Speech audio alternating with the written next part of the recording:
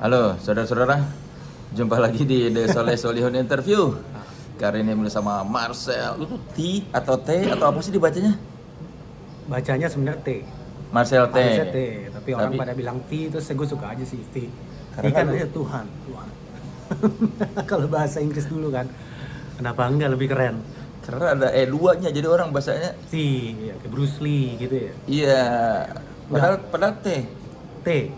T aja gitu, kayak lo baca huruf T. Iya, oh Mas itu Marcel tuh. T. Selama ini gue selalu membaca dalam hatinya Marcel T. Ya karena gue ketemu lu aja gue nggak pernah nanya dari dulu ya. Iya benar juga, kita nggak nama panjang ya. T-nya apa kepanjangannya? Nggak ada. T aja. T. Jadi nama gue cuma Marcel T. Enggak, di akte. Oh ada sih, cupu. Apa? Januar Marcelus T. T doang. T doang. Nggak ada apa Tanuwijaya atau apa? Nggak ada. Kalau iya gue kaya raya le. Sayangnya enggak. Cuman T doang. Beneran cuma T? Iya, cuman Lu T nggak doang. nanya bokap lu? Apa? Enggak ada. Beneran nggak ada. Bokap gue kan T Kianwi. Gue nggak tahu kenapa T-nya. Jadi kayak opa gue tuh T Chun Gyap. Terus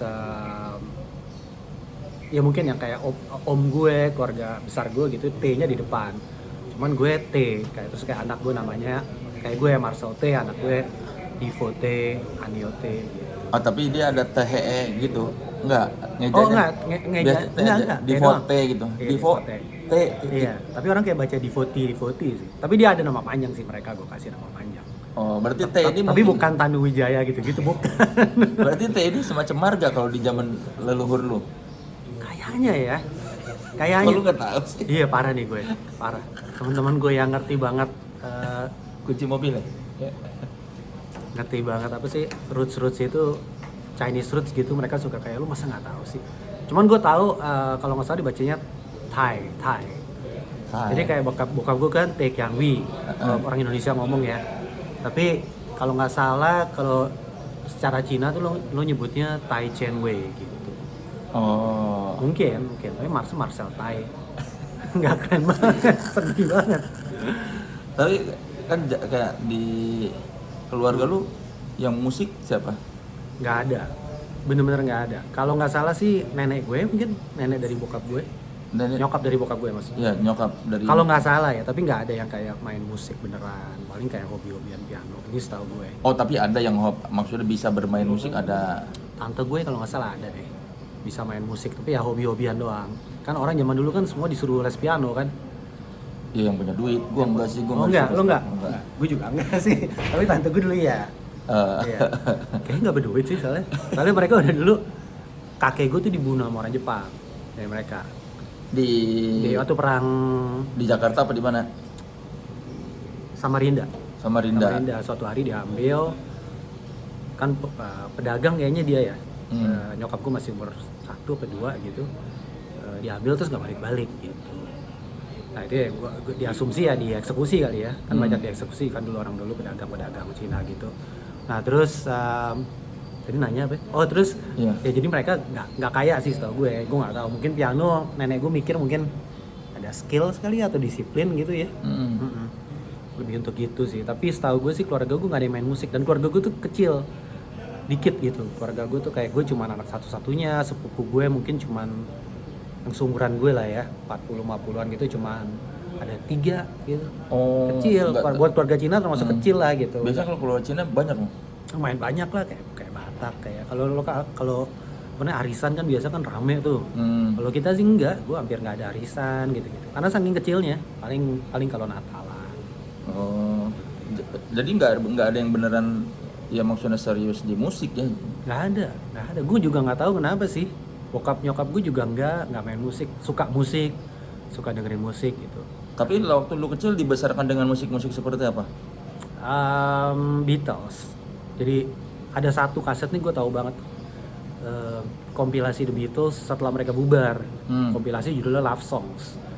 Mungkin keluar tahun 71, 72 gitu. Dan itu tuh bener-bener Bible gue sih. Kalau pertama gue dengerin musik gitu, dipasang terus tuh di mobil. Mungkin karena dulu cuma dikit ya kaset punya bokap gue. Nah itu sih kompilasi itu tuh Beatles yang gue ingat banget. Sama klasik sih, mereka banyak dengerin musik klasik. Oh musik klasik. Dari di rumah diputar musik klasik? Iya, dari kecil putar terus ada tuh kaset. Sampai gue gede, sampai istilahnya gue sebelum gue pindah rumah gitu, tinggal sendiri, mereka masih pasang terus sih musik klasik, Beethoven, Mozart gitu. Dan lu suka musik? Lumayan, tapi gue nggak super jago sih, gue nggak kayak cukup mengerti gitu kayak. Tapi lu bisa memainkan komposisi? Nggak bisa. Mungkin waktu gue kecil bisa kali di gitar ya, kan gitar kan lesnya les. Kalau les gitar kan dulu kan cuma bisa mulai dengan klasik tuh, les di Yamaha, di mana kayak gitu-gitu.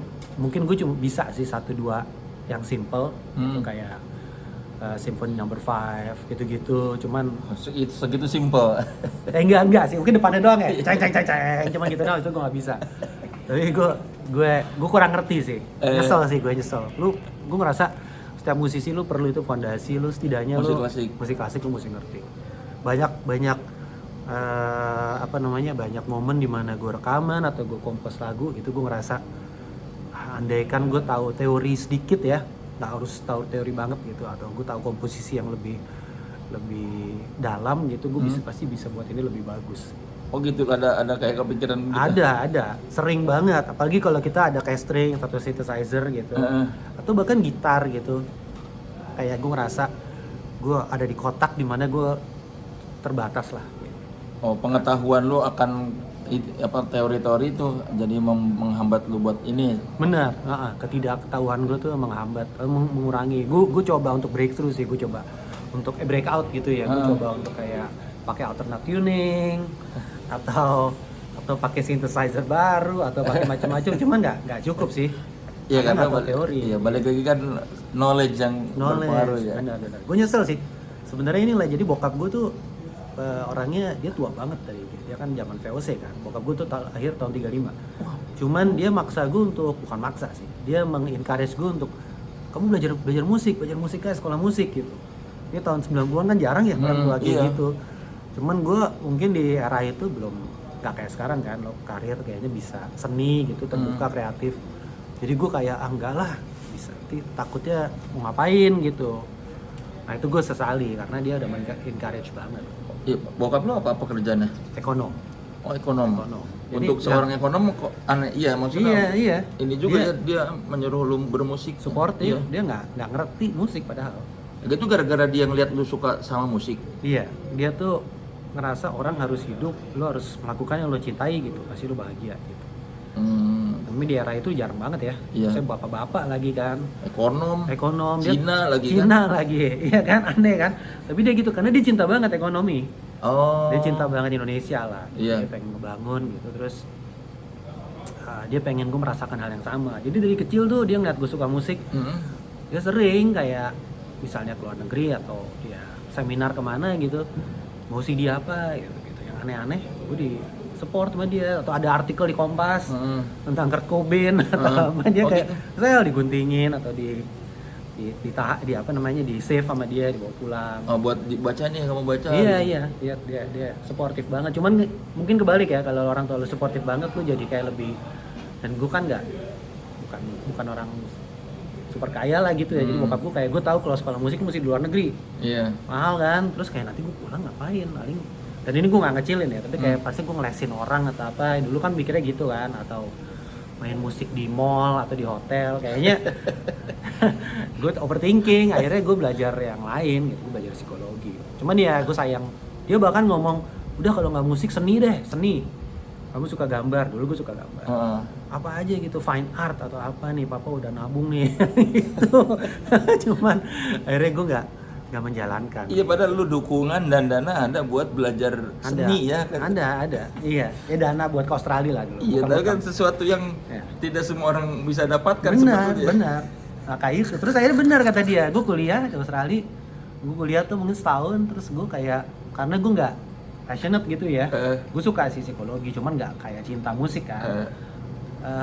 Gue kayak, udahlah, quit dah. Quit dah gue.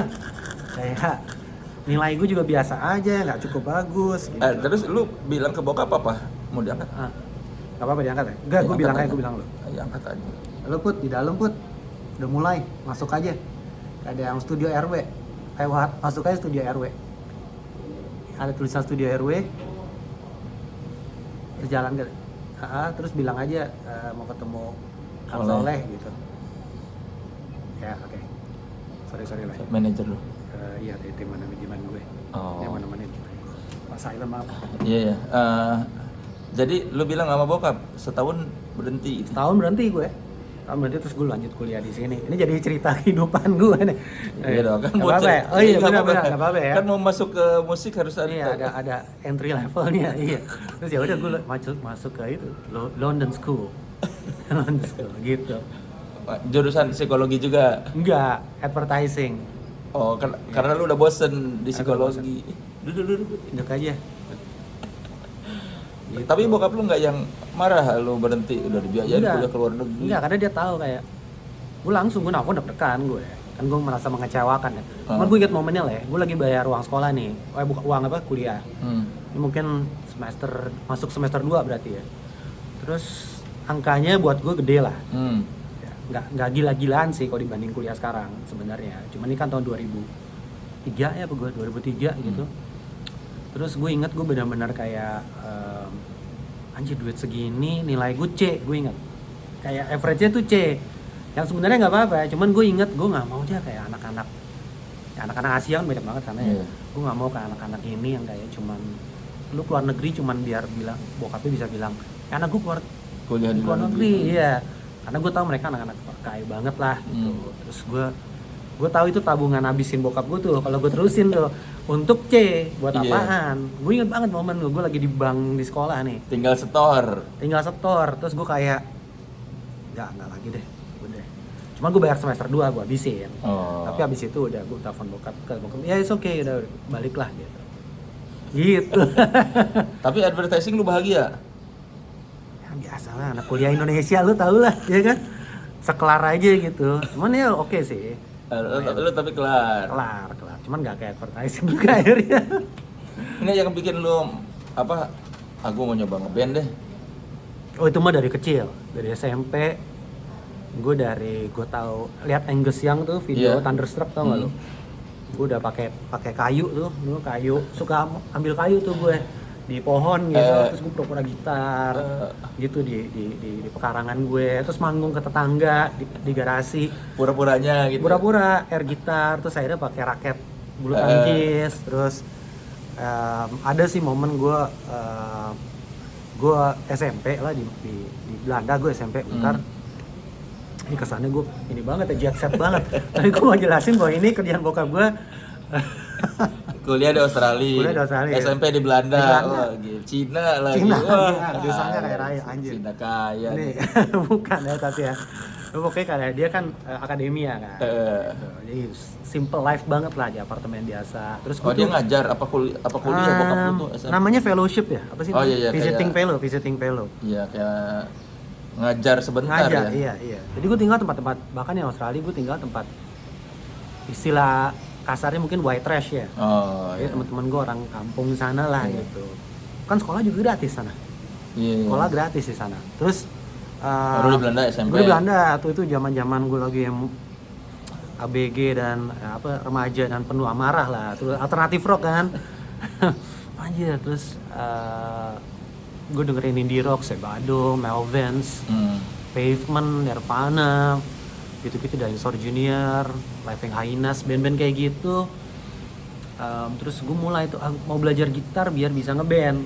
Nah terus nggak lama gue pulang ke Indonesia, langsung tuh gue cari anak-anak yang bisa ngeband gitu, dan ketemu sih teman-teman sekolah, teman-teman komplek, kita belajar bareng itu mungkin 2 SMP, langsung lumayan serius sih. Lu nyarinya gimana waktu itu? Kalau nyarinya gimana ya? Teman komplek aja sih, teman masa kecil gue dari bocah gitu, dari reka. Iya, maksudnya gimana lu kok kepikiran si ini deh gua tanyain si ini. Gimana ya itu ya? Mungkin pas gue balik ada kayak teman kompleknya banyak tuh, 20 orang lah gitu. Ada beberapa anak yang kayak kita kalau ngomongin musik mereka paling semangat gitu. Ngomongin album barunya siapa lah, Live, Nirvana, MTV Unplugged, terus kayak ayo deh kita beli gitar yuk gitu. Terus mungkin mereka ada support dari orang tua kali ya, dapat dibeliin gitar klasik gitu, atau mungkin diturunin gitu gitar jelek gitu lah, gitar nilon jelek gitu.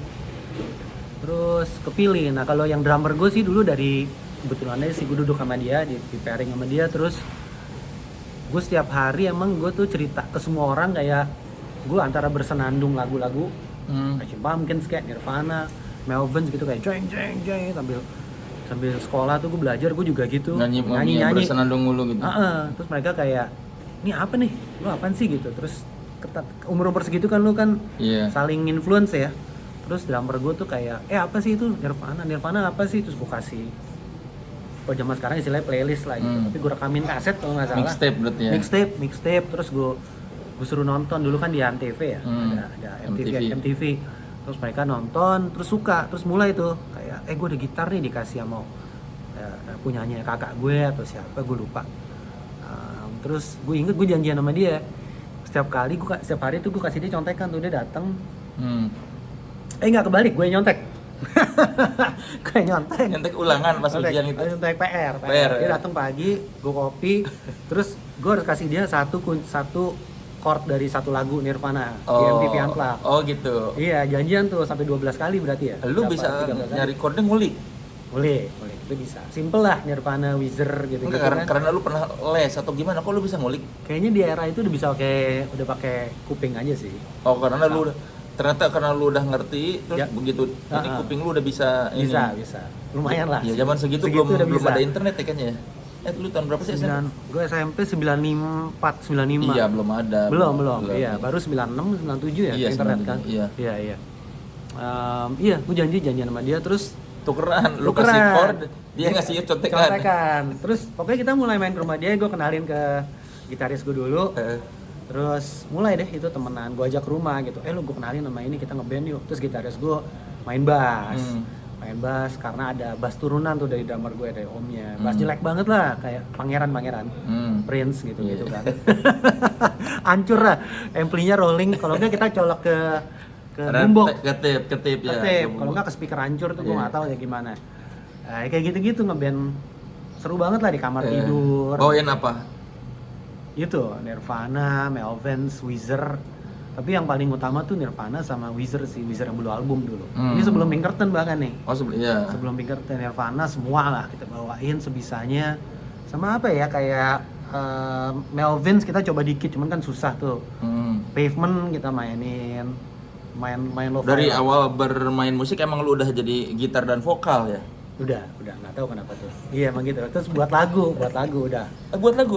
SMP itu buat lagu? Iya, gue buat lagu. Apa?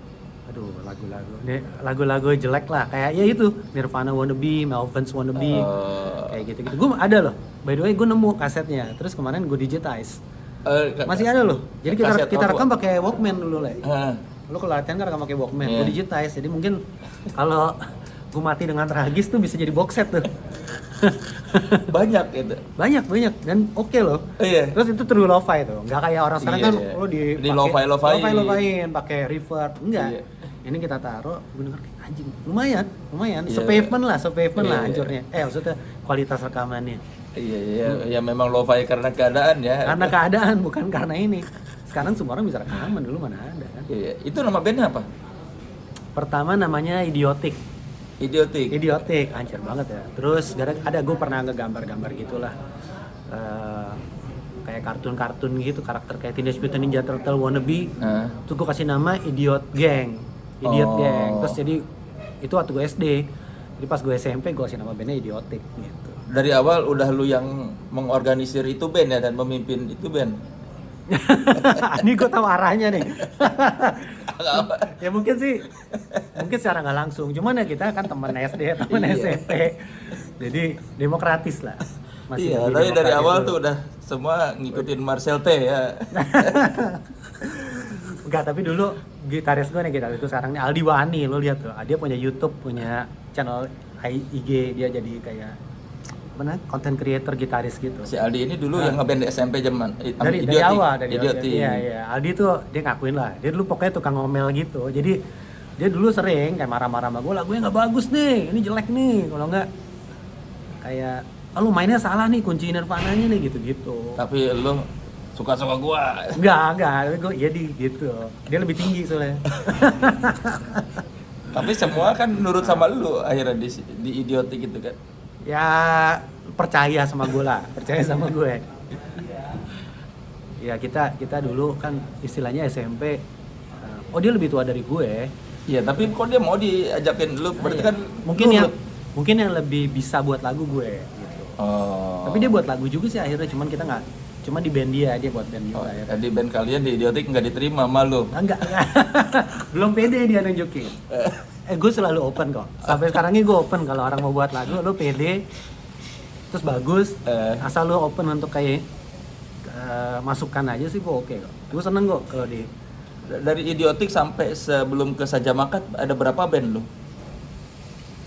Sebenarnya orangnya sama, Leh. Orangnya sama dari Idiotik. Jadi gini, drummer gue tuh yang tadi gue bilang, yang gue nyontek-nyontekan itu namanya Beta. Beta. Gitaris gue namanya Aldi. Itu kita sampai Saja Makat. Saja Makat album yang mana Aldi itu? Osaka ya. Osaka kayak dia ada. Osaka deh. Jurnal itu udah. Mungkin dia nggak ngisi, Beta ngisi. Terus di Idiotik itu kita sempat ganti nama jadi Roswell. Itu kita rilis tuh album tuh. Lu suka UFO gitu? Iya, Area 51. Lu percaya berarti ada alien? Kayaknya gue percaya, cuman mungkin nggak kayak alien di film gitu sih, nggak yang kayak mata bulat gitu, gue nggak yakin sih. Cuman kita waktu itu lagi nonton film ini Independence Day, tau nggak lo? Yeah. Will Smith di Laserdisc tuh, gue ingat tuh di rumah teman gue. Terus kita kayak, ini keren nama band, jangan Idiotik deh, Katro, Roswell. Ya, Independence Gitu. Day. Tapi orang nggak ngerti juga zaman itu The Roswell. questions whether or not we are alone in the universe has been answered. Benar. Zaman X-Files kan gitu kan. Kayak, tapi orang nggak ngerti itu Roswell itu dari mana nggak ngerti. Teman-teman SMP kita bawa demo tuh ke sekolah, pakai cover foto printan. Udah bagi-bagi ke teman. Kita rekam di studio latihan zaman dulu kan ada tuh, lu bisa bayar. Iya, buat direkam. Mas, saya tambahin 10.000, saya bawa kaset tipe 2 namanya, tolong di play dong gitu, tolong direkam. Tapi rekamnya pencet record doang, levelnya nggak dimainin aja enggak. Pokoknya asal direkam. Iya, kadang-kadang keluarnya cuma drum doang, ya, hancur banget deh. Tapi kita bangga, terus pada bagi-bagi ke sekolah gitu, bagi-bagi ke teman-teman yang keren-keren gitu. Terus ya gitu sih. Tapi kita akhirnya rilis album beneran, kita rekaman 4 track tuh di studio proper zaman itu gitu. Itu SMP. SMP Si SMA. Roswell itu. Roswell ada albumnya sampai sekarang. Oh, ada. Mungkin kalau orang cukup tertarik bisa dirilis. Judulnya Vaginal Thoughts. Wah, anjir. Maklum masih remaja dan horny. Vaginal Thoughts. Itu ada lagu itu, Mari Bunuh Diri udah ada. Oh, udah ada di situ. Udah ada. Nah, terus habis itu kita SMA, kita kayak nggak keren nih nama bandnya. Ganti, terus kayak kita udah punya visi nih sekarang aja. Oh, visi lebih benar nih, lebih berstruktur, jadi Saja Makat. Oh, dari SMP itu berarti 2 kali ganti nama. Iya, dari Idiotik, Roswell sampai ke akhirnya Saja Makat. Yang tetap cuma lu bertiga itu. Lu, Aldi sama Beta. Iya, cuman keluar masuk sih si Aldi soalnya kuliah gitu. Oh. Jadi memang dari dulu sih fluktuatif sih, gue asal kita bisa jalan nih, kita jalan gitu, jangan terhenti karena human factor lah gitu. Iya. Soalnya gue tuh kan gue tahu dari Osaka Jurnal sampai sekarang tuh gue nggak pernah tahu ini yang mana sih, gue nggak ngerti. Anggotanya. Iya. Yang gue tahu lu doang gitu. Masa nggak ada? Satu ada lah. Gue pernah ada satu, gue lupa. Yang bininya temannya. Iya, temen. Dion. Oh iya, Dion. Catherine Karnadi. Iya, itu si Catherine itu temennya adeknya temen bini gue. Adanya si Gina. Oke. Adanya Gina. Ya gue pernah ketemu si Dion, ini gue Saja Makat. Oh iya, dia selalu ketemu orang, gue Saja Makat. Iya, padahal udah enggak ya? Enggak apa-apa ya. Iya, teruskan, dia bangga. Pride. Bangga. Enggak apa-apa dong, selalu. Dia bangga sama Osaka Jurnal sih ada ya Dion ya? Enggak ada. Dia jauh. Enggak sih, abis Osaka tuh Manimal dia udah masuk. Gue ketemu di London School. Oh, dia masuknya di Manimal. Rambutnya miring-miring nih, gue pikir anak emo. Anak emo harus gue tobatkan nih, harus gue perbaiki. Terus dia sok-sok nggak mau lagi, anjir. Sok-sok nggak mau tapi akhirnya masuk dia. Nah itu zaman Manimal itu mulai masuk tuh anak-anak London School. Oh, gara-gara lu udah kuliah di sana. Gue udah kuliah di Berarti sana. lu waktu lu ke Australia itu si Sajama ini break gitu. Ya break sih, cuman itu kita baru rilis album pertama kita lah judulnya. Si Ani itu apa? Apologia. Apologia. Nah itu tuh ada, itu masih siapa ya? Pasti Beta, Opi, teman masa kecil gue juga, dia main bass, sama ada namanya Eka Sud, anaknya Edi Sud. Anaknya Eddie Sud, ya. Mereka sih, cuman ya gue gregetan tuh, gue ingat karena ya lagi baru rilis album kan, terus kayak nggak bisa ngapa-ngapain gitu. Mereka interview juga kayak nelpon gue, "Sal, gue jawabnya apa nih si Opi?" Mulai interview sama Prambors sama siapa, deg-degan gitu. Gue jawabnya apa gitu sih ya, gue kayak aduh kenapa gue di, terus zaman dulu kan belum ada nih kayak video video call, MIRC doang dulu ada, jadi kita briefingan, terus nggak bisa manggung gitu. Iya vokalisnya kagak ada. Nggak ada, iya. Nggak bisa ngapa-ngapain lah gitu. Dulu rilisnya sama siapa sih Apologia itu? Sendiri. Gue ingat, tapi kita nge-printnya tuh sama cetaknya dulu sama ini anak-anak Koil, gue lupa ya namanya siapa ya. Pokoknya salah satu timnya Koil deh. Mereka terus ya kita rilis sama mereka 300 biji doang sih kaset. Zaman dulu kan susah lah, jadi kita naruh di distribusi di studio latihan gitu. Sampai sekarang masih ada tuh di The Doors. Studio Doors si Apologia itu masih ada. Iya, orang kan jual tuh di internet tuh sejuta gitu-gitu. Gue bilang lo beli aja ke Doors. Mungkin masih simpen kan, lo tanya sama Giok sama. Mungkin masih ada. Apa sejuta sekarang Apologia? Gue lihat sih ada yang jual segitu. Iya, gila sih. Tapi lu punya? Gue punya beberapa. Masih buat warisan anak gue deh. Buat warisan anak gue. Iya. Pas nemu Saja Makat, kenapa ngerasa ya udah kita cocok nih, nama nggak akan ganti-ganti lagi nih? Sebenarnya sih kalau sekarang gue kayak aduh coba namanya beda ya. Susah kan? Susah banget kan? Karena kayaknya kita udah rilis album pertama itu, terus itu lumayan serius lah gitu. Kayaknya bisa manggung, terus kayaknya ke-build komunitas gitu. Waktu itu meskipun gue di Australia itu gue mulai MIRC-an sama anak-anak siapa ya, kayak anak-anak Wasted Rockers, Dede, lo tau gak sih? Terus ada mulai diterima lah gitu, terus kita mulai ngerasa serius. Karena Sin udah ini ya menotis kalian. Menotis juga, terus kayak gue merasa diterima aja sih. Terus gue ingat dulu gue pernah cerita ini sih, cuman si almarhum Robin tuh yang punya Iska Bible, kita waktu itu lagi ngolek kaset nih dapat kejual berapa nih, itu dia cerita waktu itu yang ngambil si Opi, basis gue. Terus si Robin cerita, tadi Aryan Pupen beli kaset lu gitu. Jadi kita udah kayak wah anjing udah mulai di notice. Terus kalau nggak salah Aryan nulisin buat tracks tuh review. Iya. Jadi kita udah ngerasa kayak ini bukan secara karir sih, tapi kayak orang-orang yang kita look up gitu udah mulai ngeliat gitu. Itu yang Apologia yang di review Aryan di tracks tuh apa Osaka Journals?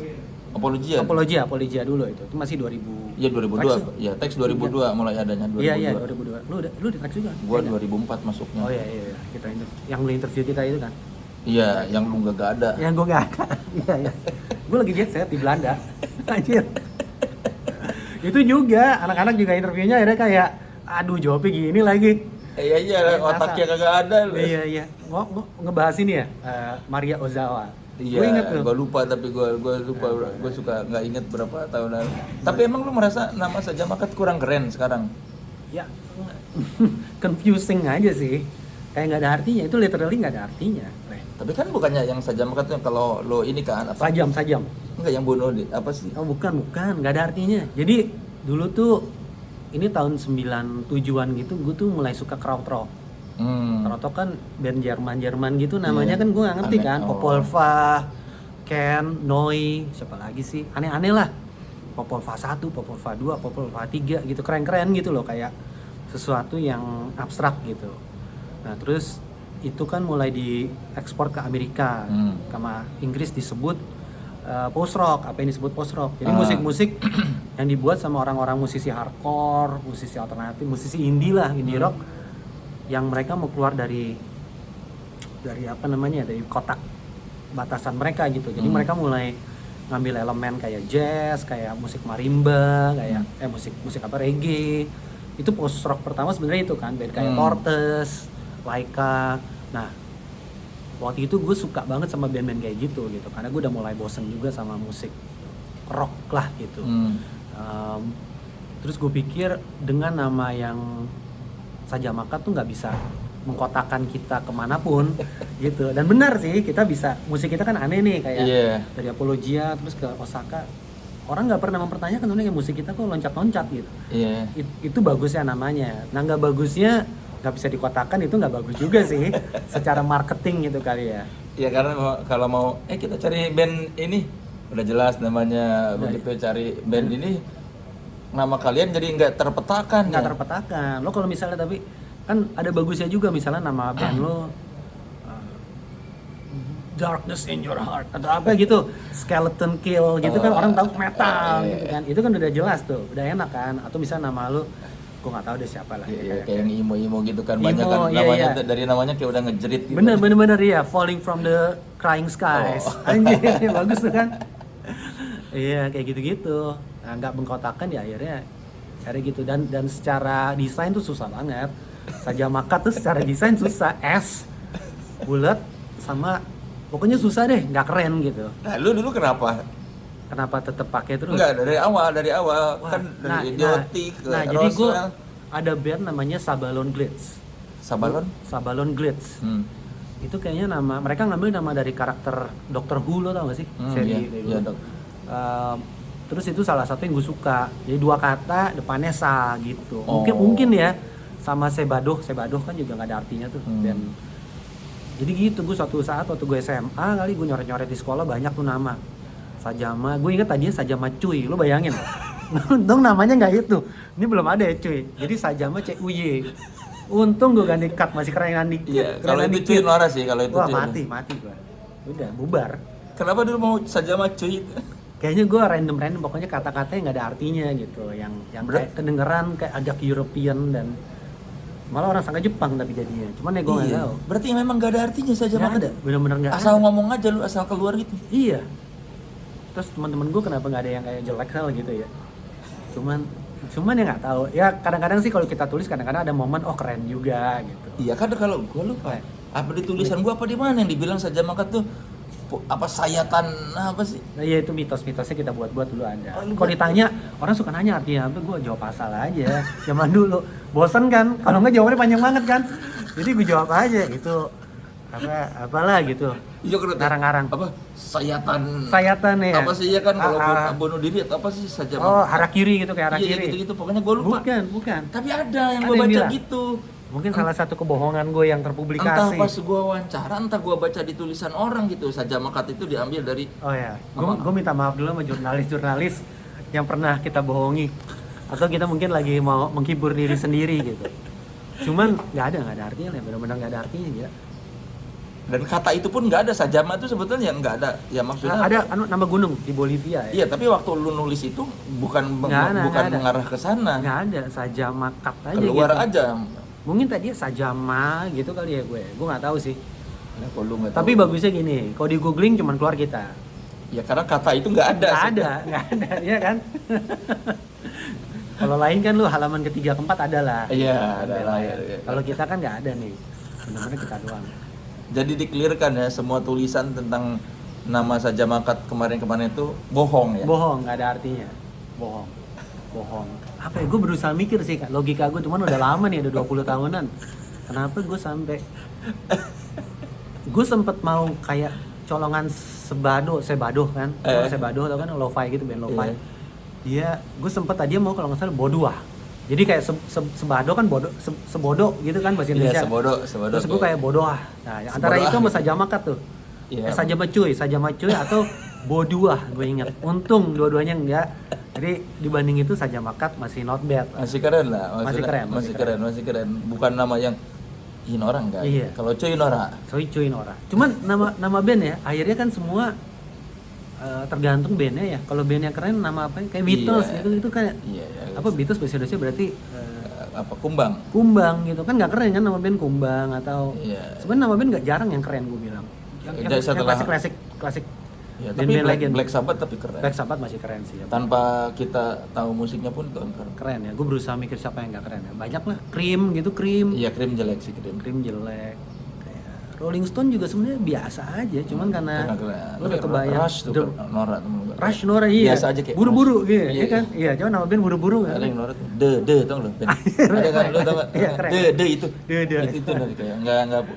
Iya. De kayak udah hancur ya. Udah enggak ada ide kali ya. Iya, kayak apa? De. Iya anjir. Benar-benar. Oh, ya jadi sebetulnya mau di album keberapa lo merasa aduh sayang nih namanya harusnya diganti.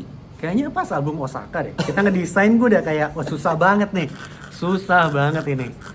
S-nya itu lah. Gara-gara si S itu. Iya, dan itu kan zaman-zaman kita sempat kepikir, gue sempat mau ganti tuh jadi nanti dicolong orang, tapi enggak sih. Sempat mau jadi Elebay judul lagu kita. Itu gue sempat mau jadiin nama band. Karena singkat kan, singkat terus A relatif bagus lah. Terus penyebutannya juga nggak susah, sejelek-jeleknya alibi orang ngomong. Cuman nggak jadi, akhirnya tetap ya keburu kayak udah saja makan. Terus kita kayak mikir kalau ganti lagi lagu-lagu yang kemarin nggak bisa kita mainin dong gitu. Iya, karena orang nggak tahu. Iya, cuman gue sadar dari itu sih, dari kita buat poster, kita buat cover album, itu tuh susah. Itu salah satu alasan mungkin cover kita akhirnya nggak ada, hampir nggak pernah ada nama. Iya, kayak Kawabangga doang. Sigma juga kan, terus Manimas, terus apalagi sebelumnya tuh yang si Hobgoblin. Iya, Hobgoblin itu kan. Osaka ada, Osaka tapi reissue yang gedung-gedung. Iya. Itu nggak ada, karena lu susah. Malu dengan atau lu ribet bikirin, nggak bisa bagus. Jadi kalau dan memang gue suka cover album yang polos sih, Pak. Kan banyak cover album polos. Cuman pada saat yang sama pas kita taruh gitu kayak kok nggak bagus ya, mengurangi estetikanya lah gitu, mengurangi kekuatan visualnya. Tapi Osaka Journals itu yang membuka jalan ke skena nggak? Bisa dibilang gitu. Sebenarnya nggak sih, Osaka kan 2005 ya. Iya. Sebenarnya gue balik kan 2003. Gue rasa gue at the right place at the right time aja sih. Beruntung itu satu momen yang gue merasa meant to be, berterima kasih karena kan gue kenalan sama David nih. Tarigan. Itu dikenalin sama Erik Wirianata dari Soksar. Kata dia, ini ada orang nih kayaknya gila kayak lu nih, suka yang yang aneh-aneh gitu kan. Zaman dulu kan kayak Pavement gitu-gitu yang tahu cuma berapa kan. Terus gue dikenalin gitu, ini anak Provok, majalah Provok zaman dulu kan si David kan. Terus gue nyamperin dia di Aksara Kemang dulu. Terus gue kayak beneran tuh, gue kayak apa ya, mungkin terlalu romantis tapi kayak terlalu sentimental, tapi gue kayak pertama kali gue ketemu orang yang kayak anjir. Sampai sekarang gue bilang ke David kayak gue tuh momen itu tuh gue kayak anjing, ada orang kayak gue nih gitu. Terus kan David tuh di-encourage lah kita kayak main-main, terus dikenalin tuh sama ya Brandas, anak-anak Brandas, anak-anak sama Jimmy upstairs.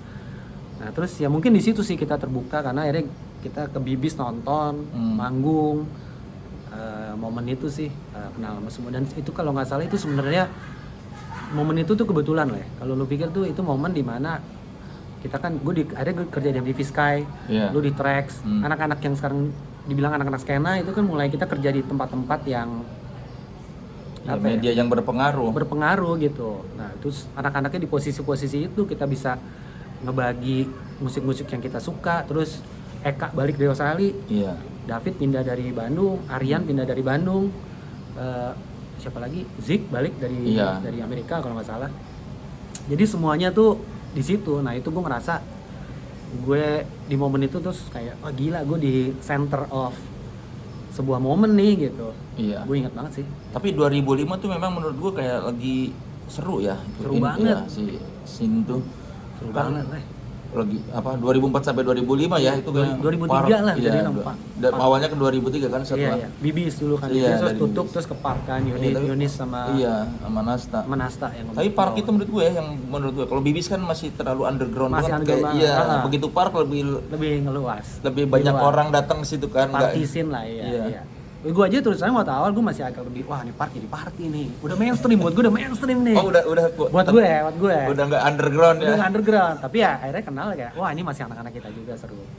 Itu saking serunya lu datang ke acara lu nggak tahu siapa yang manggung gitu.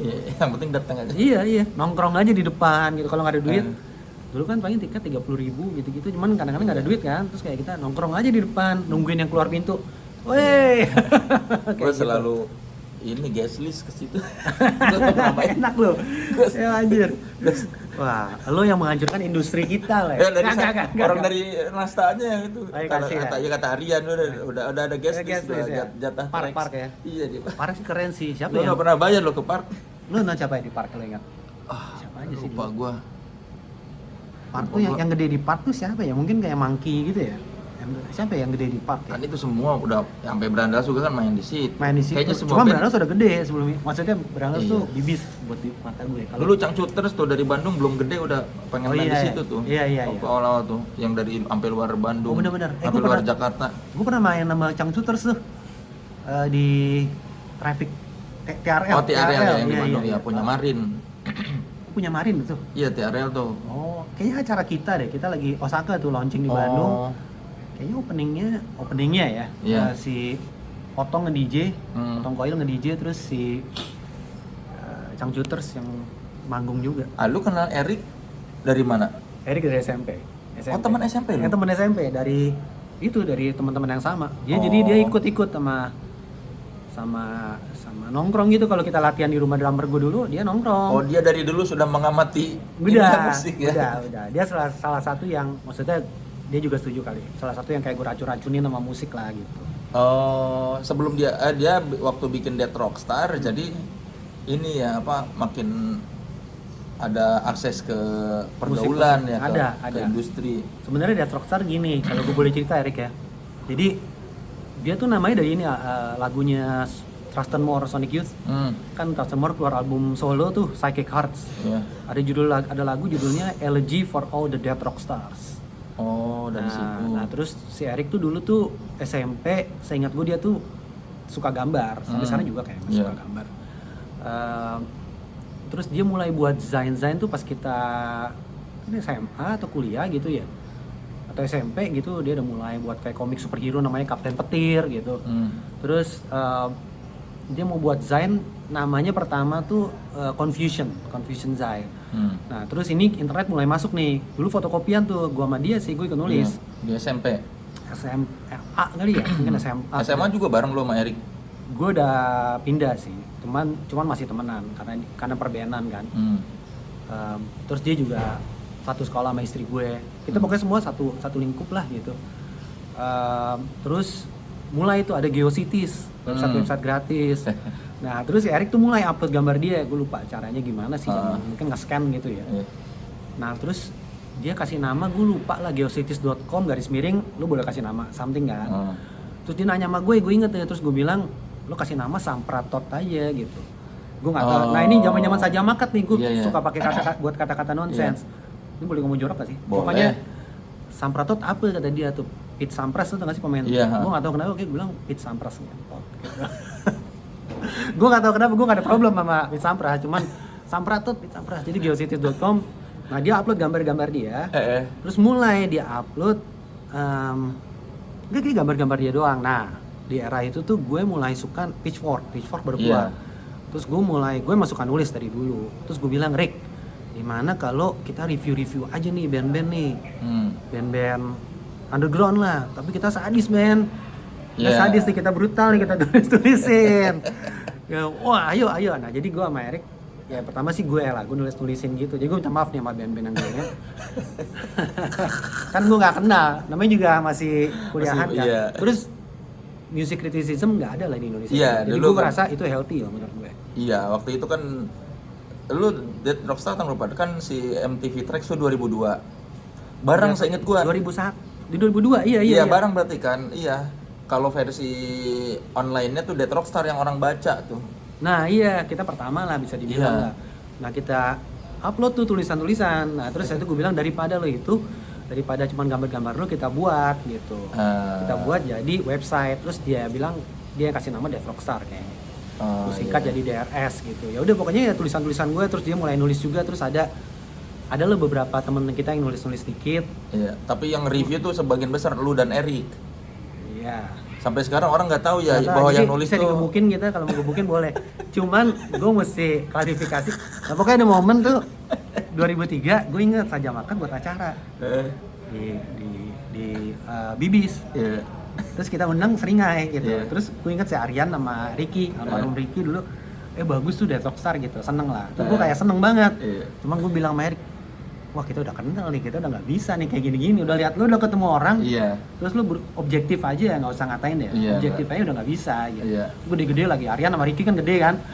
Gue takut digebukin, gak bercanda. Terus ya udah gitu sih. Cuman gue merasa perlu loh. By the way, gue merasa sekarang tuh udah nggak ada music criticism yang berani karena kita semua udah terlalu kenal cair, kan, udah cair. Terlalu cair ya. Ada nggak bagus sih menurut gue, nggak sehat. Gue ngerasa masih perlu tuh kayak sesuatu yang mungkin brutally honest ya. Makanya setelah berapa tahun Death Rockstar juga kan jadi nggak terlalu galak ya, karena lu juga ngerasa udah kenal. Gue cabut sih nggak lama, 2004 gue udah cabut. Karena udah terlalu kenal banyak Terus pelakunya ya. Iya, terus gue udah gawe kan di TV Sky. Terus Eric kayak, ya maksud gue kasih kredit ke Eric kalau dia memperbesar Death Rockstar sebagai brand tuh dia lebih. Gue ngerasa dia kuatnya di situ lah. Di media, relation juga dia networking dia bagus tuh, orangnya juga baik dan gaul. Ya berarti dari Eric tuh lah lu masuk ke ini ya, ke scene ya. Ke scene. Eric daftar terus baru ke mana-mana. Iya, terus tahu keluar Osaka Journal, seorang makin menerima Saja Makat ya. Iya. Orang mulai tahu lah. Terus dari mungkin Jakarta Sekarang juga sih. Jakarta Sekarang, Janji Joni. Yang orang tahu ya. Terus ya iya sih kita mulai, tapi gue masih ngerasa gue masih outside looking in loh, gue ngerasa. Maksudnya gue selalu masih ngefans sama anak-anak gitu, kayak Brandal, Success. So mereka kan yang obviously sama Seringai, itu kan pada kenceng banget kan. Gue masih ngerasa kayak ada ya sebagai kacamata fans aja, nggak gue in the moment, tapi gue juga outside looking in lah gitu. Tapi nggak sih maksud gue. Iya. Tapi si Saja Makat kenapa sih berganti-ganti orang tuh? Gue udah siapin. susah jawabannya. Apa? Kan susah apa? Sebenarnya gini, gue selalu bilang paling fair lu nanya sama orang-orang yang udah nggak Saja Makat nih. Cuman gue mau bilang bahwa 99% hubungan gue baik sama mereka. Jadi benar. Baik. Masih teman baik gue kan, yang katanya awal-awal tuh beta, Opi itu masih teman baik gue lah dari kecil. Temenan gue sampai mati gue juga. Terus yang setelah itu juga hubungan baik. Jadi nggak ada, cuman satu orang yang gue bilang bisa dibilang drama tuh cuma satu orang. Siapa? Gue nggak bisa bilang. Nggak enak sih gue. Kenapa? Sekarang gue udah temenan. Ya kalau udah temenan. Dramanya drama kecil maksudnya. Ya kan kalau udah temenan nggak apa-apa dong cerita. Pinter loh ya. Paling dulu tuh agak ada gila gue mau ngomong ya. Nggak, paling ada sedikit. Mungkin dia karena dia lebih alpha gitu. Alpha mungkin, dan dia serius lah gitu dia ngeband. Siapa? Berkarir. Lu udah tau lah siapa kan? Siapa? Berkarir. Siapa? Karirnya sampai sekarang oke kok gitu. Iya, siapa? Kan ada yang nggak tahu. Si Mario. Gue udah nyebut aja. Itu mungkin itu cuma sebentar, gue ngerasa mungkin dia kesel ke gue. Pas gue liat dia kesel lagi. Tapi kan Mario udah nggak ngeband sekarang kan? Karena udah nggak ngeband. Iya kan, malah nggak ngeband. Tapi gue ketemu sama dia berapa kali. Maksudnya kita baik-baik aja. Habis itu ketemu tos-tosan aja. Cuman mungkin dia yang kayak waktu itu nggak yang kayak pas ditelepon soalnya waktu itu. Terus kayak mungkin lu yang mecat. Bisa dibilang persetujuan bersama lah gitu. Iya, tapi lu yang mecat. Ya, mungkin semacam gitu. Enggak, gue lebih kayak ini yang terbaik untuk kita berdua gitu. Tapi dia juga kayaknya dia bilang udahlah gue nggak bisa gitu. Gara-gara apa emang waktu itu? Kok kebaik apa? Mungkin kayaknya waktu itu kita juga lagi sepi gitu loh. Ini kan abis Osaka nih, 2007 mungkin ya. Terus ada beberapa yang ngundurin diri karena kesibukan. Ada umur 27, 28 kan orang mulai kerja tuh tiba-tiba mulai kayak serius gitu. Jadi bandnya tinggal dikit, tinggal berempat atau bertiga gitu. Terus gue nggak tahu lah, mungkin miskomunikasi aja sih lah. Nggak kayak karena satu hal gitu. Cuman mungkin dia merasa kayak kita kok nggak mau ngapain, atau sorry kalau gue salah ya Mar ya. Mungkin karena kita nggak mau ngapain, atau mungkin ada keputusan-keputusan yang gue ambil yang nggak terkomunikasikan dengan baik gitu. Terus kita waktu itu ada manajer yang mungkin masih belajar juga lah jadi manajer gitu. Ya karena itu sih.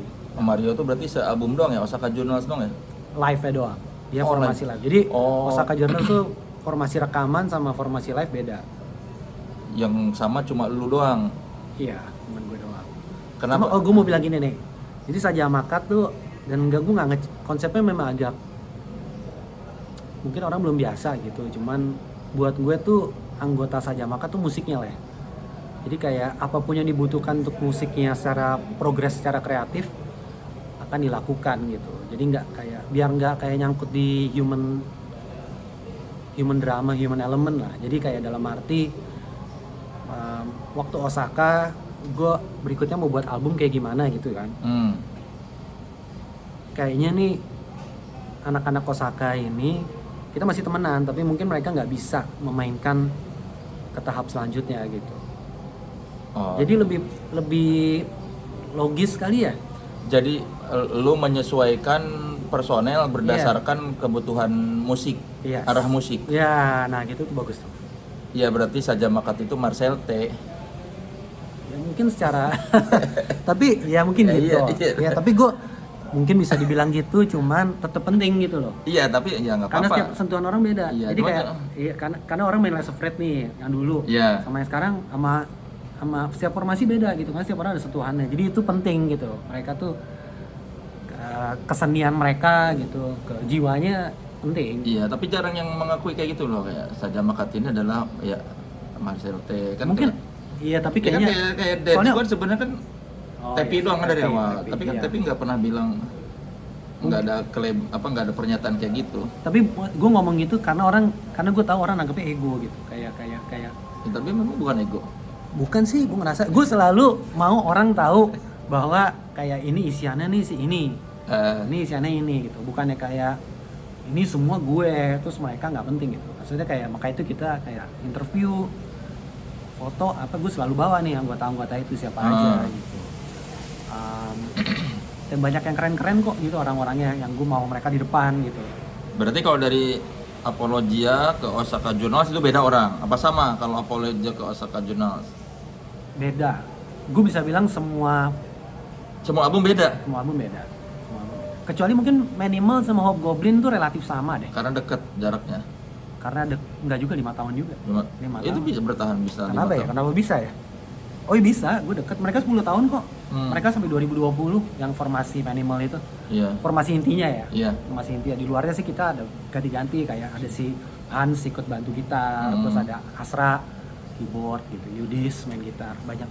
Nah berarti ketika lu misalnya sekarang ini kan yang album terbaru lu Kawabangga, itu mereka tahu bahwa ini gue ajak lu sebagai album ini. Nah, kalau album berikutnya beda arah musiknya, gue belum tentu sama lu. Udah tahu gitu? Tahu, gue sampaikan sih atau awal. Tapi maksud gue ngeliat, gue sih nggak kayak berpikir bahwa gue mau ganti-ganti terus, enggak lah. Maksud gue, dan secara skill anak-anak ini mampu gitu. Jadi gue berharap sih ini lama atau selamanya. Kecuali arah cuman musik. Gue mungkin lebih ini kali, gue mungkin lebih jujur kali ya ngomong bahwa gue tahu orang kan hidupnya berubah-ubah tuh gitu. Dan nggak salah siapa-siapa, cuman gue udah segini lama ngeband gitu, gue udah tahu orang punya tiba-tiba prioritasnya mungkin berbeda, atau mungkin passionnya hilang, atau mungkin kita connectivity-nya gitu secara artistik tuh mulai bergeser gitu. Nggak ada yang personal sih, gue ngerasa. Cuman gue udah lebih siap aja dan lebih open untuk itu gitu. Jadi gue nggak sentimental dalam arti kita satu selamanya gitu. Dalam ngeband ya, kan setelah ngeband kan bisa tetap temenan gitu. Menurut gue. Ya lu semua temenan dengan mantan-mantan saja? Masih kayak kemarin listening party dateng gue tuh yang XX. Bahkan tim kayak yang direct video kita, visual kita itu masih anak-anak. Drummer gue dulu gitu-gitu. Gitu. Gue nggak mungkin kalau di luar negeri kayak orang mungkin lebih terima kali. Atau mungkin kalau misalnya band ini nama gue gitu. Iya. Orang nggak mempermasalahkan ini. Tapi kan sebenarnya kan secara struktur, secara operasional sama kan. Iya. Maksud gue kayak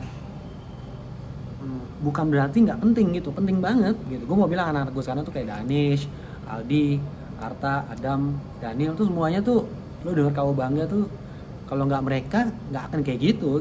Kawabangga adalah mereka gitu, karena chemistry kita berlima. Iya, gitu. Tapi kalau ternyata lo bikin album baru lagi nanti di kemudian hari arah musik yang berbeda dan mereka nggak cocok, bisa jadi diganti. Mungkin, tapi maksud gue kayaknya sih enggak, gue nggak mau sih, gue nggak mau juga. Dan karena mereka bisa lah. Anak-anak ini secara skill bisa, terus secara chemistry udah dapet kita gitu. Masih banyak banget lah ruang yang untuk kita telusuri secara artistik tuh masih banyak banget. Si Kawabangga ini umurnya jauh anak-anak itu kan, lu bilang sama lu ya? Ada beberapa yang lumayan jauh lah. Yang bahkan mereka nggak tahu Kawabangga itu dari Teenage Mutant ini. Iya ada. Kalau nggak salah ya, si Daniel tuh 28 kalau nggak salah. Waktu masuk berarti 25 ya kali. Aldi 24 atau waktu masuk 25 kali, 24. Sekarang 27 atau 28 ya, gue lupa, sorry. Pas jadi jauh lumayan. Iya, pas lu tahu bahwa mereka ini tidak tahu Kawabangga dari mana asalnya, gimana perasaan? Tua. Enggak apa-apa sih, gue udah tahu sih mereka bakal nggak tahu sih. Cuma lu terkenal ya. Terus kemarin kan berapa tahun lalu sih ada film ya kan? Iya. Terus di filmnya mereka kayaknya ngomong deh Kawabangga sama Michelangelo. Agak aneh aja sih. Yang lucu sih pas kemarin banyak orang kayak nyebutnya bingung nih, Cowabunga atau Kawabangga gitu. Lo bangga gitu, ada yang sangka itu. Kacau itu, bingung gue. Kayaknya gara-gara udah nggak ada serialnya kali ya. Iya, udah nggak ada. Ada di serial di TV. Ada. Sebenarnya ada tapi lagi. Enggak. Di OTT kan, bukan itu. Kalau kita kan dulu nontonnya kayaknya di TV. Di TV, semua nonton itu. Iya, jadi kita tahu sering disebutin itu si Kawabangga itu. Iya, benar, sering disebutin. Musiknya kenapa lebih cerah ya sekarang tuh sih? Dibandingin yang belakang-belakang kan Saja Makat tuh kayak lebih murung ya, apa lebih mungkin. Nah, itu juga mungkin anak-anaknya lebih secara teknis, gue bilang ini paling secara apa ya namanya ya, secara production knowledge mereka paling tinggi anak-anak ini. Jadi itu efek kan dengan lu gimana outputnya gitu. Soundnya lebih tahu soundnya lah masing-masing gitu. Aldi tahu, Danis tahu. Terus kalau overall secara konsep memang kan ini album ini tentang kayak berusaha terang lah dia dari di kegelapan gitu. Maka itu covernya kan kayak cerah banget, merah cerah gitu kan. Cuman kan kalau lo lihat sebenarnya itu dalam mereka tuh karakternya lucu-lucu tapi banyak luka-luka. Iya, yang kecil-kecil itu kan. Banyak goresan hidup lah gitu loh. Banyak pukulan hidup, berdarah-darah. Terus lautnya juga itu tangan-tangan tuh lautnya, kalau jari-jari yang berusaha menarik mereka ke kehidupan gitu. Dan sebenarnya album Saja Makat tuh, musik Saja Makat dari dulu tentang kontradiksi gelap dan terang gitu. Cuman mungkin ini yang kita presentasikan paling gelap dan terangnya paling nyata lah, paling secara konkret tuh di sini gitu. Iya, tapi ya secara mood musik juga kayak lebih ceria kayak mungkin gitu ya. Moodnya tuh terdengar lebih ceria dibandingkan album-album lu yang sebelumnya kayaknya. Mungkin ya, tapi ya mungkin sih, mungkin karena gue berusaha itu. Gue buatnya lagu-lagunya pas pandemi soalnya. Pas pandemi tuh gue ada seminggu, gue kayak setiap hari gue mau buat satu lagu nih, seminggu lebih lah, 2 minggu gitu. Terus itu, dan gue berusaha kayak, itu udah ada di kepala gue, judulnya Kawabangga nih. Oh, sebelum jadi album tuh udah ada di kepala Kawabangga tuh? Udah, nanti album berikutnya Kawabangga, karena gue mau, gue gak mau jadi album pandemi yang kayak tersungkur gitu loh. Gue maunya ini jadi album yang kita berusaha bahagia, tentang meskipun nggak bahagia tapi berusaha bahagia ini. Makanya Kawabangga itu Kawabangga, Cayo gitu. Kayak gitu. Dan covernya, liriknya banyak banget gelap sih, Leh. Iya. Tapi berusaha ngelawan gelap gitu. Jadi kalau paling naratif lah, album kan lirik gue biasa lumayan abstrak ya gitu. Orang gue capek gitu, orang bilang gue nggak ngerti nih. Gue kayak oke, gue buat sarafia mungkin mudah-mudahan lo ngerti deh gitu. Semuanya jadi kayak story gitu, kayak dalam arti dimulai dari kegelapan tapi berusaha terang gitu. Kayak homili itu depannya kan neraka yang kau takuti bersemi dalam hati. Kalimat terakhirnya kan dan kaulah sinar yang menunggumu terang gitu. Jadi diri kita sendiri yang bisa ngebahagiain diri kita tuh gitu. Dan judul lu di album ini panjang-panjang banget kan? Iya, rese ya. Iya, bahkan kalau lu diputer di mobil nggak selesai itu. Iya. Lu bayangin waktu itu gue pernah interview radio, terus orangnya bilang, Mas tolong sebutin judul lagunya, live gitu on air, tolong judul lagunya disebutin satu-satu. Gue kayak jangan dong, masa satu-satu mati gue. Terus pendengarnya juga nggak tertarik, kayaknya bakal bosan banget. Kenapa gue tuh sebenarnya suka karena buat gue itu kesempatan buat kreatif aja kan. Ya nggak sih, lu judul lagu kenapa yang boring-boring aja, sayang gitu. Tapi jadi susah diapalin. Bener sih, itu mungkin satu. Cuman itu alasan pertama. Alasan kedua, kayak generasi kita kan dulu kita kalau mau beli album tuh lihatnya cover sama judul. Kalau gue sih judulnya keren-keren nih gitu. Kayak gue inget beli Master of Puppets gitu. Gue inget Welcome Home dalam kurung Sanitarium gitu. anjing apa nih, dulu nggak ngerti sanitarium gue artinya, oh kayak keren gitu, dan gue beli, jadi gue suka tuh cover album, judul-judul harus menarik. Sama satu lagi gue suka band dari CST Records. CST itu di Constellation Records di Kanada. Itu Godspeed You Black Emperor, Silver Mount Zion. Mereka tuh semuanya judulnya panjang-panjang. Oh. Ya, jadi gue suka sih. Gitu. Ya cuma kalau kita, aduh tadi yang apa ya? Keliru lagi dari track ini ke track ini karena sama-sama panjangnya kan. Iya. Yang berikutnya gue satu kata aja kali ya. Iya kan kayak dulu kan lebih enak tuh ya. Iya benar. Tapi waktu yang si anak-anak baru itu cover lagu lu itu dulu gimana sih? Anak-anak baru ya? Iya kayak Lomba Sihir atau. Oke, itu jadi ada label yang ngekurasi waktu itu. Cuman kita kayak kita mau, cuman kita juga ngekurasi bandnya dong, siapa aja. Oh, lu yang milih bandnya? Jadi akhirnya gue ngontak beberapa yang gue tahu gitu. Nggak dari gue doang sih, anak-anak juga ada. Cuman kebanyakan gue. Terus ya udah basically gue tanya aja sih, lo ada yang mau rilisnya album cover Saja Makat? Gue mendingan yang gue suka lah gitu. Yang gue emang penasaran, kalau yang gue emang fans gitu sama band itu, gimana sih kalau mereka buat album Saja Makat gitu. Oh, jadi karena yang nama-nama yang cover itu tuh gara-gara lu udah suka sama band-bandnya, jadi lu yang nawarin? Suka, semua gue suka itu. Ada beberapa yang sebenarnya udah nge-cover sebelum direkam. Ini ada. Sebelum ini ada, konsep itu ada gitu. Jadi fan cover aja sih gitu. Itu gue nemu atau gue dikirimin gitu, banyak tuh. Terus kayak pas ini keluar gue kayak ini masukin aja bagus-bagus nih gitu, dan underrated kan. Musisi-musisi underrated lah gitu. Jadi di situ sih gue kontak aja, dan ya syukur alhamdulillah pada baik-baik sih, pada mau gitu, dan keren-keren banget kan. Iya. Nah kalau si Kawabangga ini berarti album 2024 apa 2025 sih sebetulnya? 25 lah. 25 ya? Iya, album gue setiap 5 tahun. Jaraknya? Iya, yang berikutnya enggak deh. Nih, camkan di sini album berikutnya 2020 berapa leh? 7 deh, 8 deh, 8. 3 tahun. 3 tahun deh. Manajer lu udah, bisa. Bisa, iya. Kalau enggak udah mau mendekati gocap gue. Jangan. Tapi menurut lu sebagai band Saja Makat nih ada di tengah industri yang seperti sekarang, gimana lu menilai diri sendiri? Aduh. Kita mah kayaknya di outside looking in terus ya gue. Gue ngerasa kayak God Sigma itu kan lumayan mainstream lah gitu, bisa dibilang. Mainstreamnya untuk Saja Makat gitu. Iya, buat ukuran Saja Makat. Tapi ya kita selalu ada sesuatu yang ngebuat kita tuh cocok untuk orang-orang aneh juga kayak kita gitu. Orang-orang pinggiran yang punya pikiran agak miring gitu ya, punya perspektif tentang hidup tuh agak beda gitu, agak gak nyaman gitu, agak ganjil gitu. Kita nggak genap gitu, kita bukan band yang genap menurut gue, dan itu susah gitu. Cuman mungkin semakin melebar sih, dan Kawabangga ini gue lihat responnya sih ya lumayan. Kayak ada Debu Intan tuh khususnya sama Homili sih, itu sih responnya sih lumayan gila sih lah gitu. Nah itu anak-anak band lu tahu udah Debu Intan dari mana? Gue lupa. Kayaknya ada yang tahu, ada yang enggak. Tapi ada kayaknya yang nanya ini bukan sih gitu. Yoga. Oh, ada yang konfirmasi ini bener dari sini enggak gitu. Itu dari dulu gue emang itu favorit gue. Lu nonton juga enggak sih? Nonton? Iya, gue sih sukanya yang Pegasus. Oh, si Seiya-nya. Iya. Gue kira Iki, lo tuh Iki enggak? Yang kakaknya tuh yang paling kayak antagonistiknya gue rasa. Iya. Jagoan, tapi kayak anti-hero gitu. Iya gitu.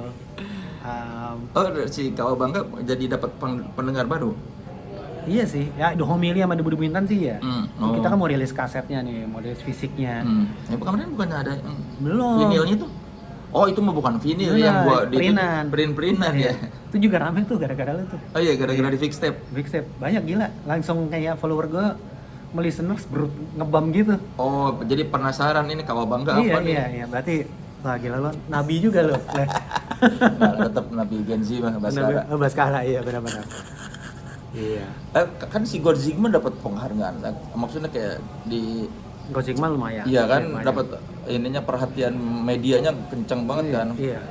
Album terbaik versi mana Tempo ya? Apa? Bukan, emang enggak. Vice ya. Kayaknya PHI juga, Popari ini. Iya. Banyak iya. Gue nggak tahu sih. Dan gue suka karena itu kan kita organik ya. Gue ngebuat album itu kayak seenak kita aja, tapi for some reason itu album itu bener connect banget ke orang. Si Kawabangga berarti bakal rilis apa fisiknya kapan? Oktober mudah-mudahan. Sekarang udah Oktober. Sekarang belum. Oktober kaset sama Bojak Rama dan Disaster. Oh, keren. Sama vinyl lah mudah-mudahan nih lagi diobrolin, teman itu masih Vinyl sama siapa? belum tahu. Maksudnya ya gue lagi ngobrolin lah. Cuma kalau kaset udah pasti ada. Ada. Tolong dibeli, please dibeli. Iya, tapi dengerin dulu deh album barunya. Itu benar-benar apa ya? Nah, itu pun gue mau bilang God Sigma nih. Itu tuh gue rasa connect juga karena itu album pertama yang kita tuh buatnya kayak lu kalau ngebayangin orang ngeband kan kayak orang di satu ruangan terus ngejreng-ngejrengan. Iya. Kajamakat tuh nggak begitu sebenarnya. Dari dulu kita band studio gitu. Atau cuman gua sama drummer terus kita udah jadi kita bawa ke. Jadi yang lain tinggal ngisi ya, gitu.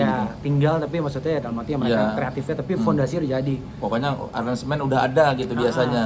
Nah, God Sigma tuh gue bilang orang connect karena dua elemen. Satu karena kita rekaman kayak gitu tuh di studio. Jadi workshop live. Gitu. Workshop.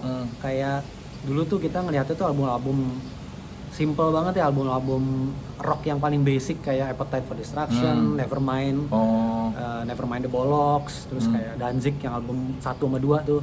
Pokoknya yang cuman bandnya minimalis lah. Yeah. Nah itu gue ngerasa itu energinya di situ. Kawabangga juga gitu sih. Nah kenapa orang suka juga pasti bawain live. Pas live kan udah anak baru kan. Anak-anak baru tuh nginjak sesuatu yang gue nggak bisa describe lah, tapi sentuhannya mereka sih gila sih gitu. Tapi anak-anak baru ini yang ngisi di albumnya Kawabangga apa enggak? Ngisi. Jadi yang sekarang live dengan yang ngisi sama. Si Kawabangga ini. Sama. Ini ya keren lah anak-anak ini lah, mungkin kayak energinya.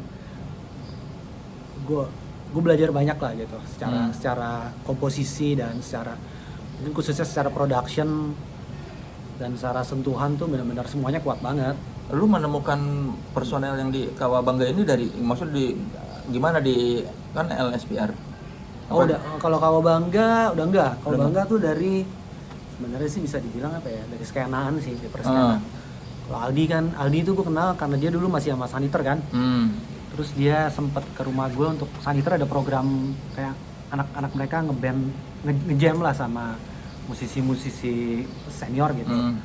Si Aldi ke tempat gue waktu itu, terus kita ngambil, terus gue kayak mungkin gue udah lama banget atau belum pernah kayaknya ngejam sama orang yang songwriter juga gitu. Jadi lu nemuin gue langsung energi gitu. Mungkin buat dia, gue nggak tahu, buat dia biasa aja, buat gue tersisa tuh di gue. Terus waktu itu ya gue terpikir salah satu dia gitu. Sebenarnya ada lah, gue nanya sama dia, lo kepikir ke gitaris, terus ya gitu, akhirnya coba dia. Malah dia yang nawarin diri lah gitu. Terus gue juga, ayo kenapa enggak? Dia udah gue aja gitu. Gue coba, kita ngejam juga lah mas. Dia ingetnya beda, dia bilang sih gue yang nanya, tapi nggak apa-apa sih, ya mungkin gue yang nanya kali. Cuman ya gitu. Terus Danis gue tahu dari manajer kita dulu, Yeski. Danis tuh gitaris, sebenarnya jago sih dia, gitaris shredder gitu. Terus gue tuh bilang sama, gue ingat ya sih, gue bilang sama manajer gue pengen lu cariin gue Nuno Bettencourt yang bisa mainin lagu Pavement gitu. Spesifik ya? Iya. Ibaratnya gitu. Yeah. Nah, dia bisa lah. Itu. Yeah. Nuno Bettencourt tapi masih bisa bawain Pavement gitu. Gimana tuh kalau gitu, kombinasi itu gitu. Terus yang lain ya kayak dari ini sih, dari kita calling out lah gitu. Kita buat panggilan gitu lah ke siapa yang tertarik, terus ya kita ngejam audisi lah gitu beberapa orang. Akhirnya ketemu lah sekarang. Ketemu anak-anak ini, iya gitu. Dan ternyata mereka ada beberapa udah saling kenal ya, skena kecil ya. Iya. Itu sih. Gue cerita lucu sih satu audisi drummer. Benar orangnya nggak tahu nih. Tapi kita waktu audisi drummer ya lucu. Cuman gue sama basis gue, Sarta. Terus orang main hancur banget hancur banget. Dia pakai buku. Baca partitur. Partitur ceritanya sih. Ceritanya. Ini bakal keren nih gue pikir. Hancur banget Sorry ya, mungkin waktu itu dia lagi kenapa gitu. Kalau lo denger, oke lo keren, cuman gue inget si Arta, sialan tuh kan, gue harus nyanyi kan, jadi gue harus ngadep dia, nahan ketawa, lo bayangin. Si Arta madep tembok men, di Studio Eleven tuh, madep tembok dia, pokoknya ketawa-ketawa gitu. Anjir. Sehancur gitu. Apa? Temponya nggak, ini apa? Waduh, gimana ya? Kayak orang nggak kurang belajar aja gitu. Bawain apa? Lagu saja mah. Gue lupa.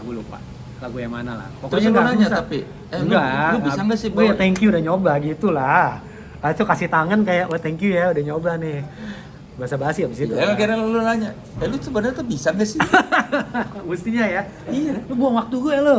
Iya, lu tanya, sorry, lu nggak bisa main drum, apa nggak bisa bawain lagu Sajama? Iya benar-benar ya. Kan yang harus lu tanya gitu sebetulnya. Mestinya. Apakah lagu Sajama kan gampang men. ya siapa tahu ternyata dia jago yang lain loh. Oh terlalu jago ya. Dream Theater dia bisa gitu ya. Lagu-lagu jamet-jamet gitu. Iya tapi iya kasihan lah. Tapi gue berapa kali kayak gitu gue. Banyak. Lucu-lucu. Tapi ini bukan yang zaman ini. Ini zaman. Yang zaman lama-lama. Iya sama tuh gue audisi sama si Dion gitaris gue dulu. Kita main lagu Sajama sama gue inget main mungkin berapa lagu kita kasih satu Everlong karena susah kan tuh Everlong Foo Fighters. Terus kita ngecek lagu kita tuh banyak kan namanya double time gitu. Aman nggak? Aman, masih ada 20%. Masih ada 20%. Nah terus nih orang main semua lagu dimainin sama lah beatnya. Kayaknya nggak bisa main gitu. Jadi semua lagu dia cuma dus-tak. Orangnya baik banget. Mau bilang orangnya baik banget. Nah kita studio di ini Ragunan deh kayak di mana gitu. Terus gue tahu dia sadar nih, kayaknya dia mainnya jelek nih. Terus kita kayak agak impressed gitu lah. Terus kita kayak oke thank you ya, udah mau buru-buru udahan aja. Terus nih orang dia pintar terus kayak main ke rumah gue yuk. Ini maksa tuh. Gak tau kenapa maksa banget. Deket banget 5 menit main rumah gue gitu. Oh kayak wah gimana? Dia udah terakhir audisi hari itu. Terus gue tinggal kita bertiga lah.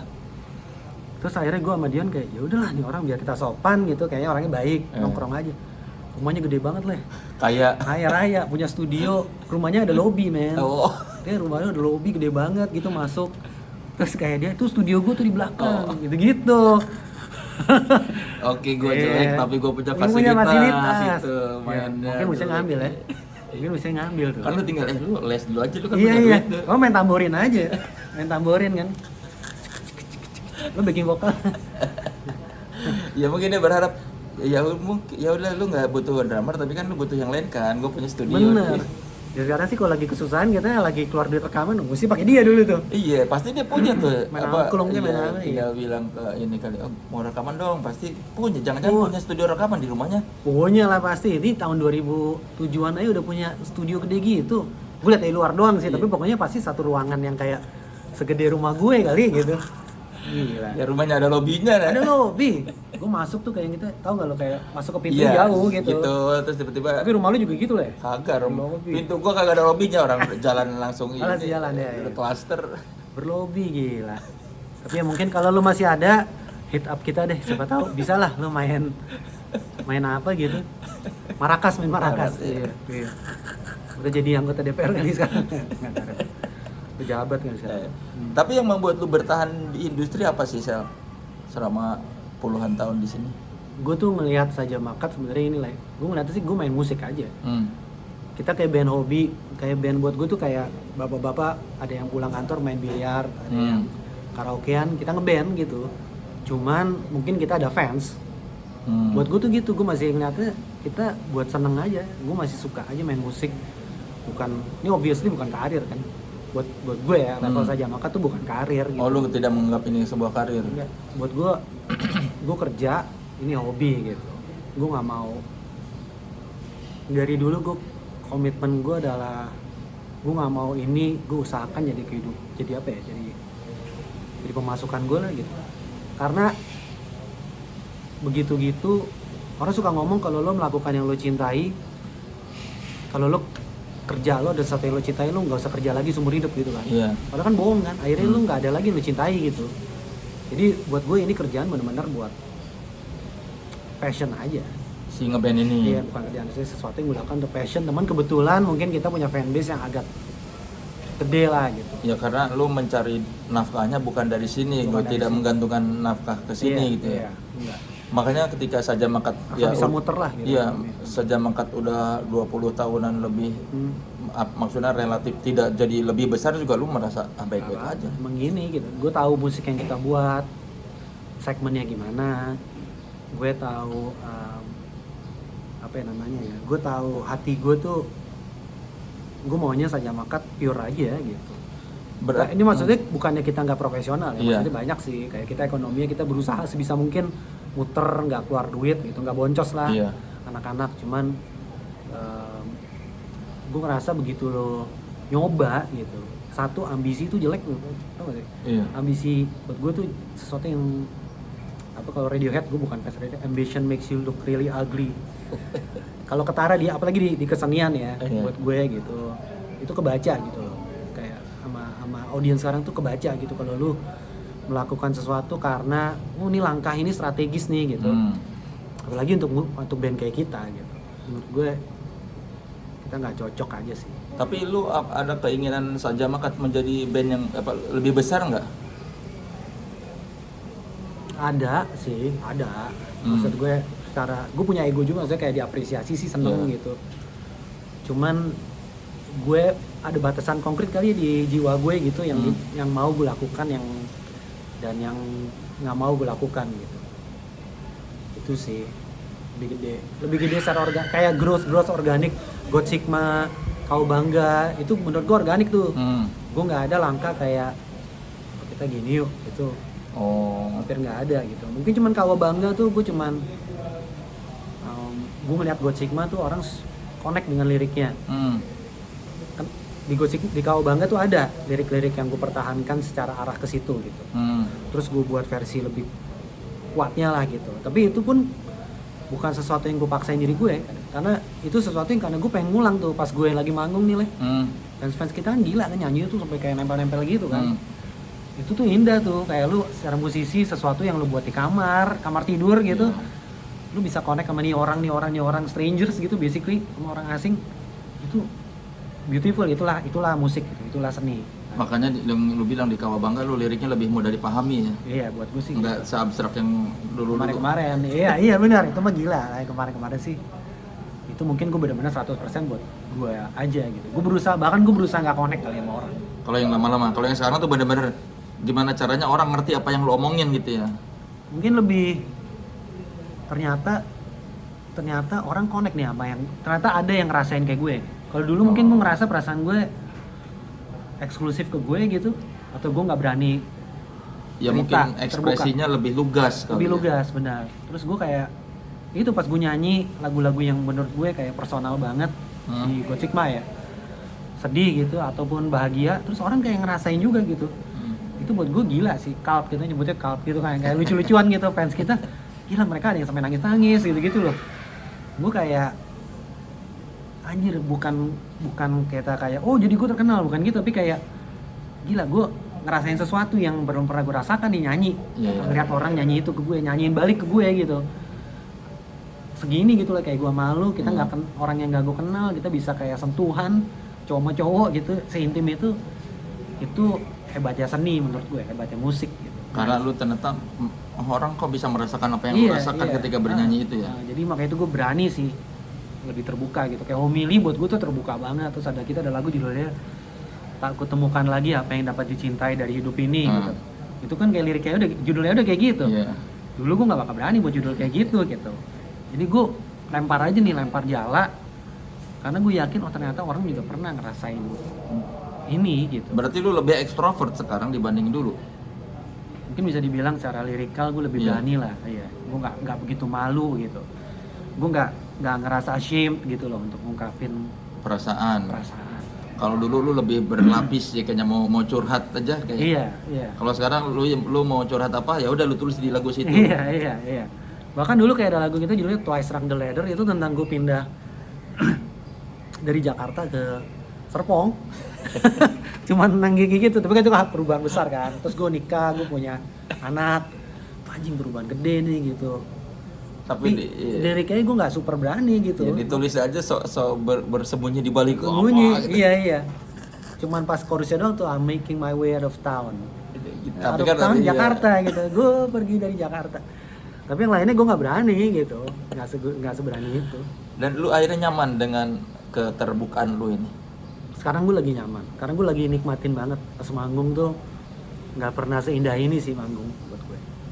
Kalau dulu tuh gue ngerasa, nah bener-bener buat gue aja, buat gue sama teman-teman ngeband nih kita, yang nonton 1, 2, sampai sekarang juga nggak apa-apa. Tapi pokoknya kalau sekarang nonton gue bisa ada 1 orang nih, dia nyanyiin balik ke gue, terus gue ngeliat dia rautnya, dia kayak kita connect nih bro gitu di momen ini.